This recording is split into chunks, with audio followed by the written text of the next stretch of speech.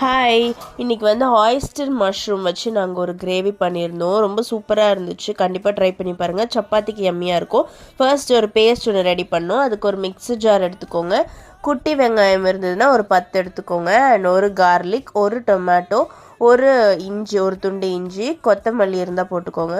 3 பச்சை மிளகா, கொஞ்சம் கருவேப்பிலை. இது வந்து நல்ல பேஸ்ட்டாக நீங்கள் அரைச்சி ஒரு சைடில் வச்சுக்கோங்க. நெக்ஸ்ட் ஒரு கடாயில் கொஞ்சமாக கீ, கொஞ்சமாக ஆயில் போட்டுக்கோங்க. இதில் வந்து ஒரு ஸ்பூன் சோம்பு போட்டுக்கோங்க.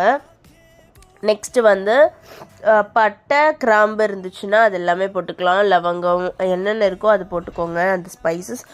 அப்புறம் ஒரு பெரிய வெங்காயம் குட்டி குட்டியாக சாப் பண்ணி போட்டிருக்கேன்.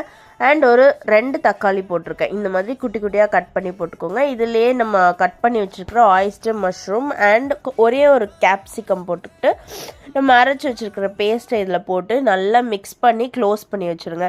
ஃபர்ஸ்ட் அந்த மஷ்ரூம் வந்து கொஞ்சமாக வேகணும்.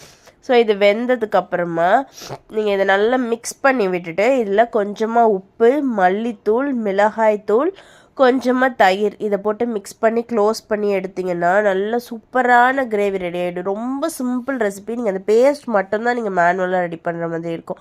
மற்றது எல்லாமே வந்து ரொம்ப ஈஸியாக இருக்கும். ஸோ இது கண்டிப்பாக ட்ரை பண்ணி பாருங்கள். ட்ரை பண்ணிவிட்டு சப்பாத்திக்கு எப்படி இருக்குது அப்படின்னு சொல்லி மறக்காமல் கமெண்ட்டில் சொல்லுங்கள். அண்ட் கண்டிப்பாக சேனலை சப்ஸ்கிரைப் பண்ணிவிட்டு பாருங்கள்.